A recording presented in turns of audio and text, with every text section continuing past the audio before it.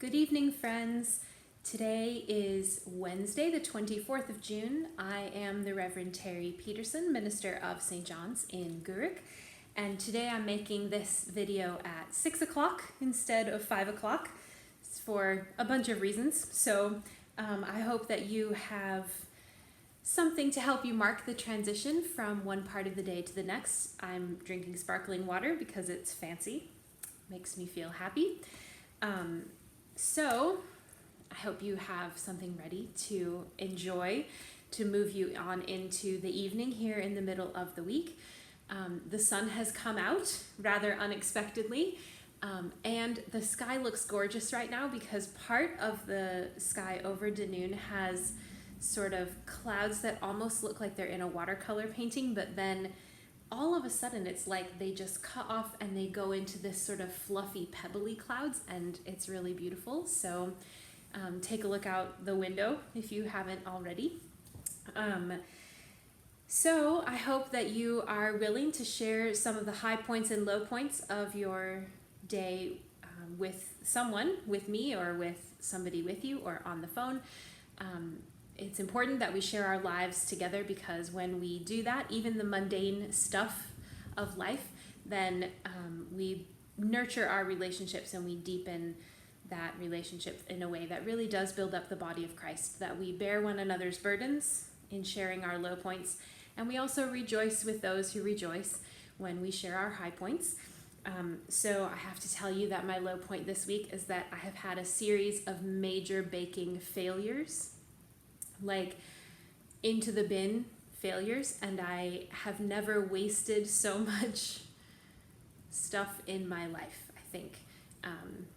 So I'm giving up baking for a little while, not least because otherwise I will exhaust my supply of plain flour, and I'll be really sad about that when I want pancakes or something easy. But yeah, I need a little break from attempting things that don't work out.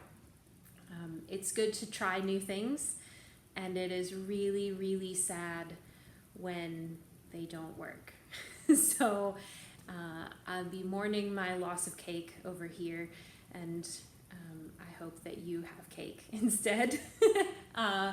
And on the high points today, mine is so simple, but it really did bring me a lot of joy. I looked out the window this afternoon, and the wee fishing boat, the one that's red on the bottom and white on the top, was coming up river, and there were like a million seagulls flying all around it, like they always do around the fishing boats, but they were like tracking with the boat in a whole flock, like whoosh.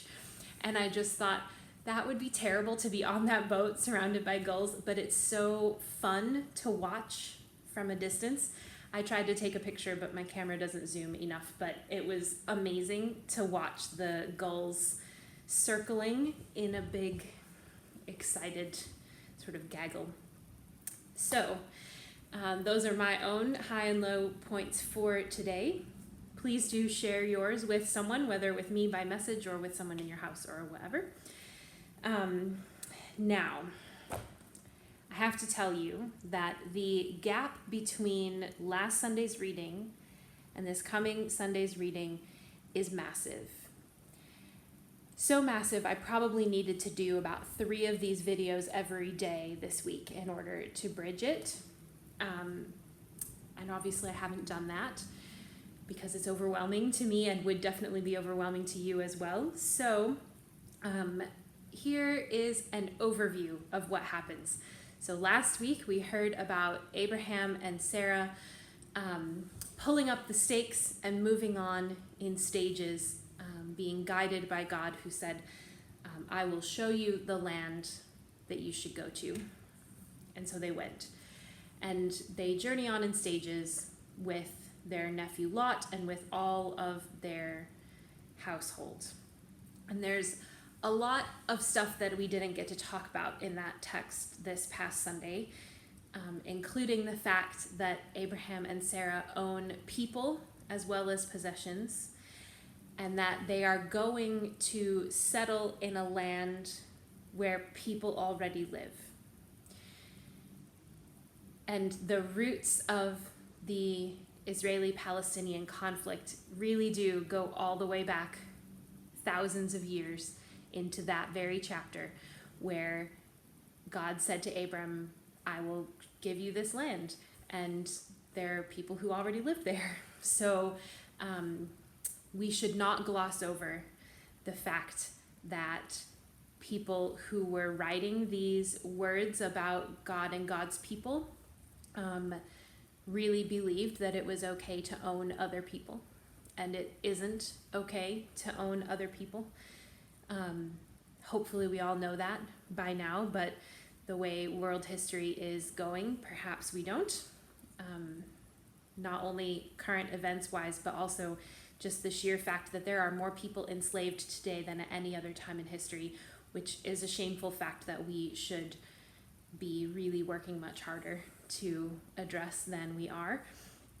So don't just gloss over the fact that all of our biblical heroes are flawed, and that this is a really big flaw, that they thought they could own people like property. And then, as the story goes on, some of those enslaved people get caught up and used in ways that are even more harmful, as if being owned as property wasn't already harmful, being forced to work wasn't already harmful. Now, one in particular, Hagar, is used as a sexual slave and a surrogate mother, and ultimately ends up cast out not once but twice by Sarah because of her jealousy.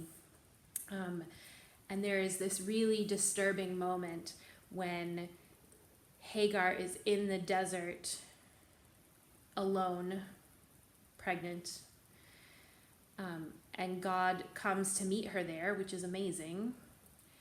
And God tells her, go back to your mistress. And it is a moment when I think Hagar probably thought, you can't possibly be my God. You must only be the owner's God, not the slave's God. And that is also a really concerning part of our story. And I think we need to wrestle with that, particularly since in the next book of the Bible, such a major part of the narrative will be God freeing the slaves. So God does hear Hagar in the desert. God does save her from dying of thirst by showing her a well. God does save both Hagar and her son Ishmael in the desert and make him a great nation as well, father of 12 tribes, just as Isaac is. But there's still that moment in their history between Hagar and God that's really concerning. So if you have moments when you also are concerned about your history with God, you're in good company. But I would also just note that if there is ever a moment when you have thought God was telling you to go back and continue being abused, then that was not the voice of God, despite what the story in Genesis 18 might say. That's not what God wants for any of us. God's desire is for our flourishing and abundance and for shalom, for wholeness and peace. So look for that in the story whenever you can. And if you don't see it, then that is a moment when perhaps we are being shown something of the human side of storytelling. So after all of that happens, then we end up with Abraham and Sarah and Isaac. More disturbing things happen, and eventually Isaac gets married off to Rebecca, who is his cousin. I think it's his first cousin once removed. I'm pretty sure that's right. And then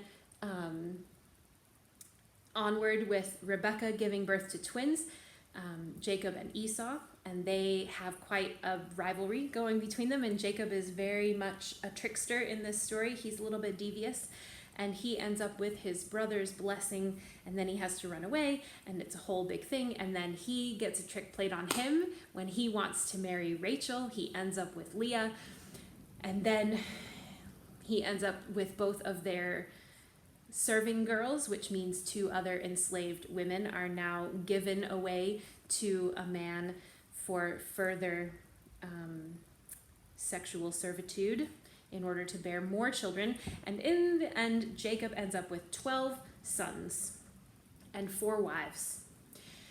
And this is a crazy amount of people for a family that started out with just Abraham and Sarah and no kids.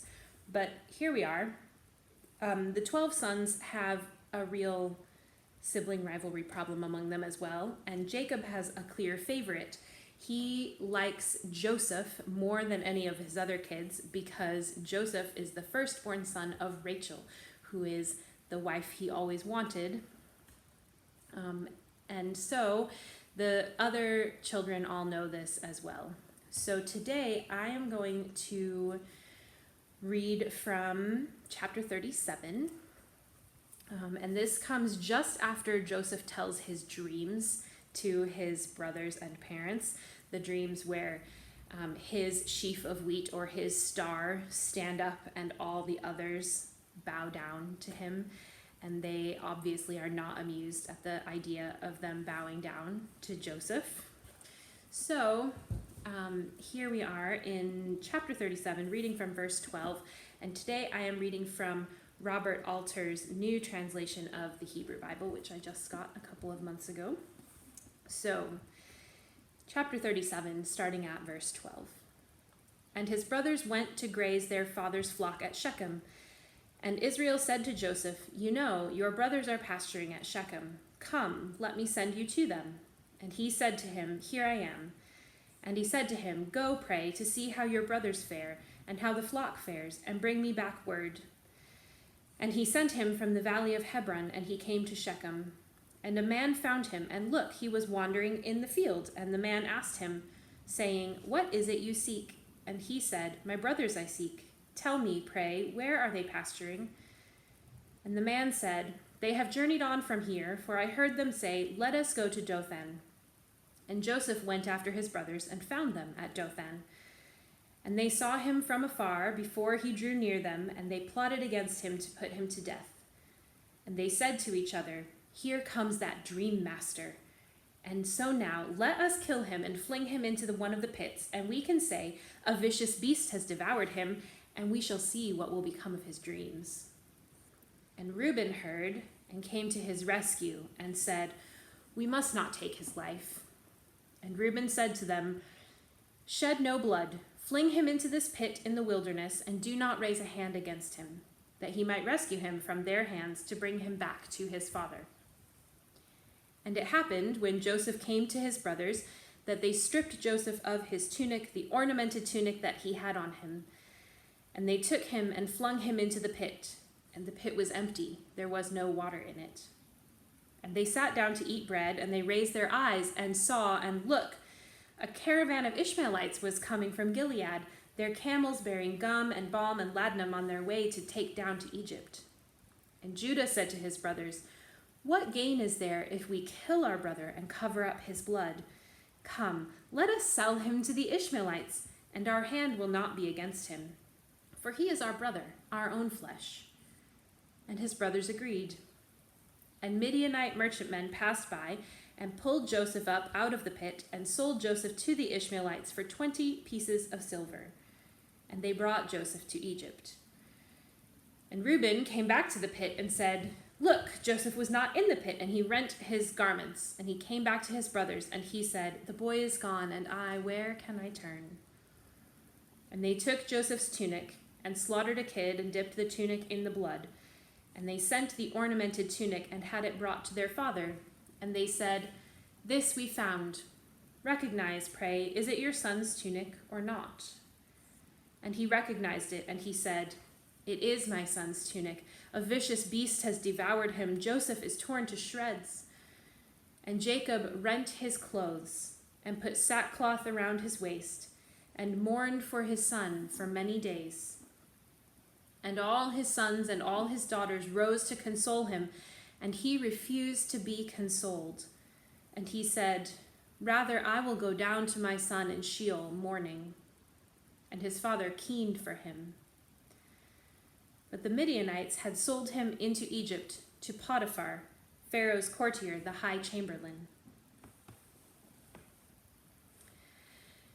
So years of sibling rivalry comes to a head.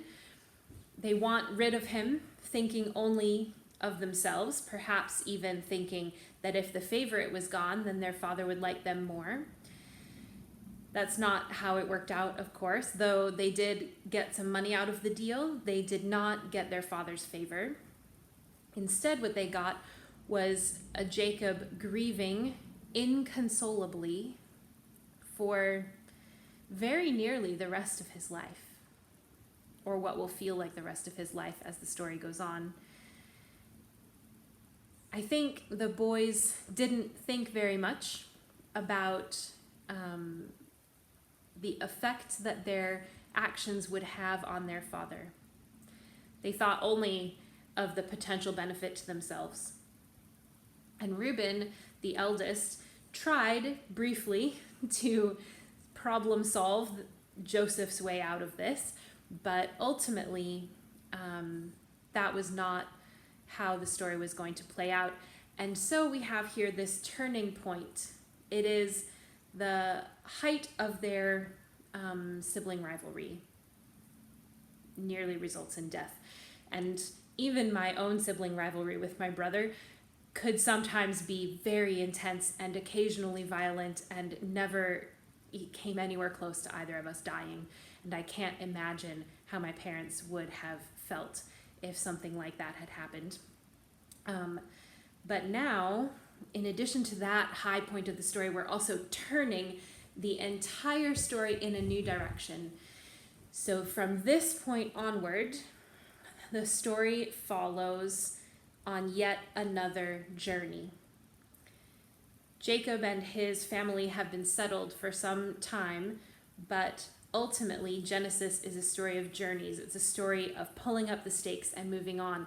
And so Joseph now has gone down to Egypt, and he will have a lot of adventures and dramas there. And the entire time, he will insist that it is God who helps him. It's God who gives him any wisdom he might have. It's God who helps him interpret dreams and to rise up and be trustworthy in all the places that he finds himself, even though he'll have a lot of ups and downs in the story. And ultimately, we know that the Israelites will come down into Egypt as well. But for now, all we know is that the family has been broken. This family that God promised would be a great nation through which all the peoples of the earth would be blessed is starting to pull apart at the seams. And Joseph has been taken away. No comment on how much his own arrogance may have played a role in things that happened to him, but he seems to grow through his time in Egypt, thinking not of himself, but of how God can help others through him. And ultimately, we know that his brothers come and discover that, well, they don't discover him. He discovers them, really. They come looking for food because Joseph has managed everything so beautifully in Egypt. And he has the chance to experience in person the very thing that he dreamed about, with them bowing down to him.